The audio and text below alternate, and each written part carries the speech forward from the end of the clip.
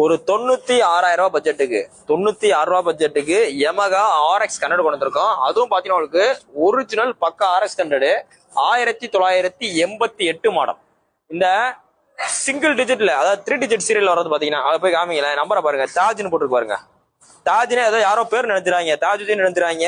தாஜ் இந்த registration number Taj 3792 இந்த வண்டி நம்பர். தாஜ் டாக்ஸ் டேக் இந்த மாதிரி நிறைய வரும். இது எல்லாமே பாத்தீங்கன்னா உங்களுக்கு 3 டிஜிட்ல வர்ற சீரிஸ்.